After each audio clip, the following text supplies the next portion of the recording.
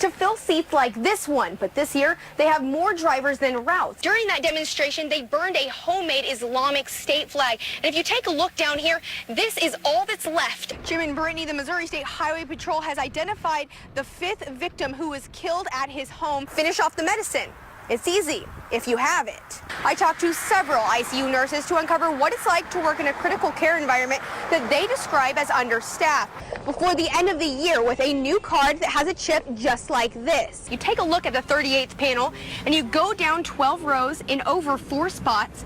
Now we're already 6 innings into the second game of the World Series, and I can tell you 2 things haven't changed at Power & Light: the energy level and the noise level. It's so loud in here, it actually feels like you're inside of Kauffman Stadium.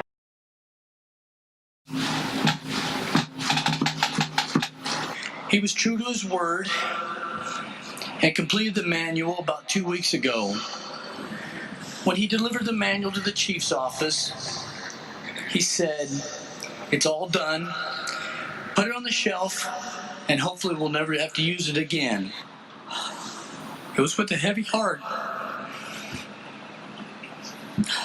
that we pulled the manual off the shelf to guide us through the process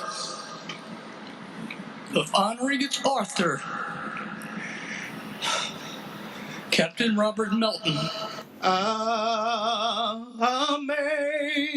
Amazing grace, how sweet the sound.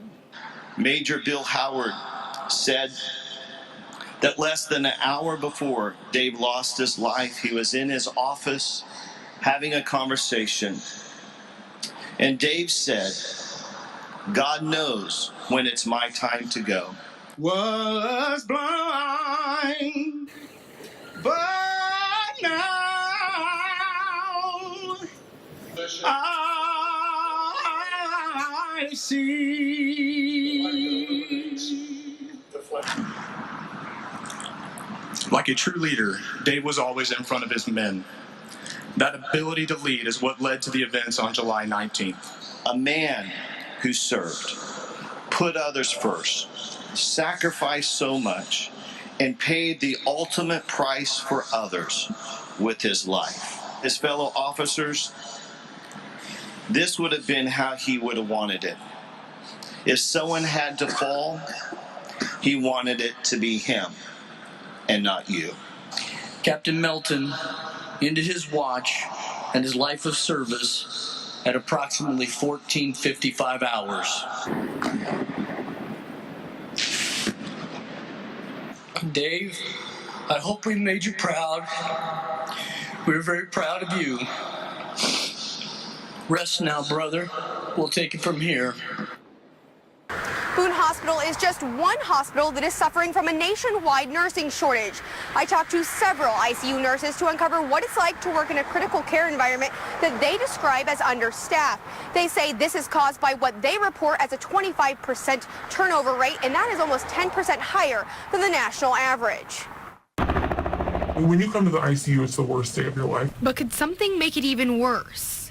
You had nurses who didn't have the training to taking care of patients that they weren't supposed to be. Intensive care unit nurses at Boone Hospital tell me that's because there aren't enough nurses to safely take care of patients. Nurses are taking patient loads that far exceed what we're capable of doing, and then the care we give people isn't adequate, and both patients, I feel, are in an unsafe environment, as well as nurses. I requested documents from Boone Hospital to see if there was a decrease in nurses, but the communications manager denied my request, saying, "We aren't going to provide data for the story." So without numbers, I interviewed numerous nurses to uncover what it's like to work on the ICU floor. We are concealing the identities of those nurses who have concerns about their current employment at Boone and elsewhere. If they don't have enough nurses, they send an all text to all of us saying, "Hey, we're offering bonus." Got to the point where you had to put your phone on vibrate because you were constantly getting phone calls and text messages.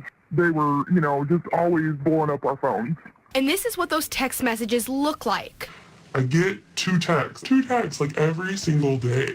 The nurses told me when they don't have enough people working, high-quality patient care goes out the window. Patients have fallen. They'd hit their head or they pull things out. Employees showed me an email they say the chief nursing officer sent to the ICU staff acknowledging the condition of Boone Hospital's work environment. The email read in part, "I will be very transparent that I am concerned about the health of the ICU. We have some work to do to make improvements."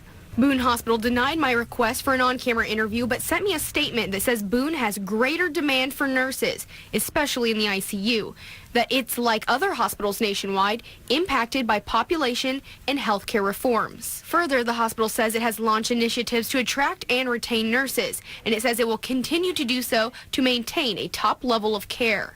But how many nurses really are enough? The state has complex rules and regulations for hospitals, and that includes some things about nursing. Missouri law states no specific nurse-to-patient ratio, but rather a requirement to make a plan.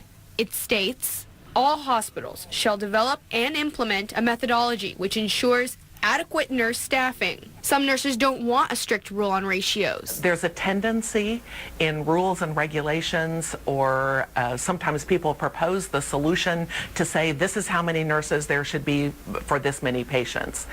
We believe that is the wrong approach. At Boone, some nurses think their current ratio is consistently too high. In a perfect world, our staffing ratio should be 1 nurse to 2 patients. That's across the board. That's an ICU thing. I mean, that's safety. If we're not safe, patients aren't going to be safe either.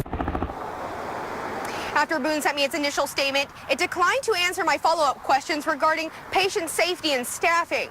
We started promoting the story this week, and today Boone reached out to us asking to talk.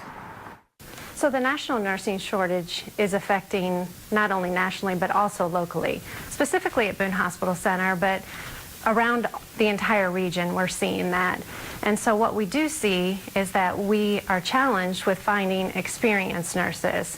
What are your thoughts right now on nurses telling people that they don't feel safe? Columbia is a market that finds it historically difficult to hire enough bus drivers to fill seats like this one. But this year, they have more drivers than routes, unlike the South Callaway School District. I've cried a lot of tears. I've said a lot of prayers, and I'm still here.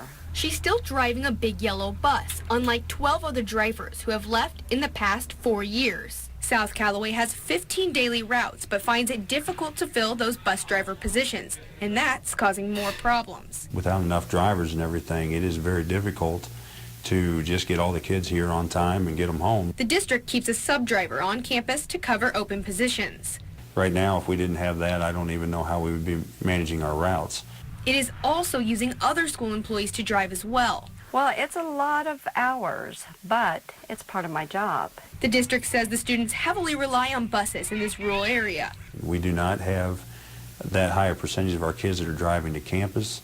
There's no way that you're walking to campus from town. And without enough drivers, we literally are struggling to have school. South Callaway meets weekly to discuss the shortage, but so far has not come up with a solution to the problem. I think it takes a certain kind of people, to become bus drivers. And right now, we're just having a hard time finding people that, want to take on the responsibility.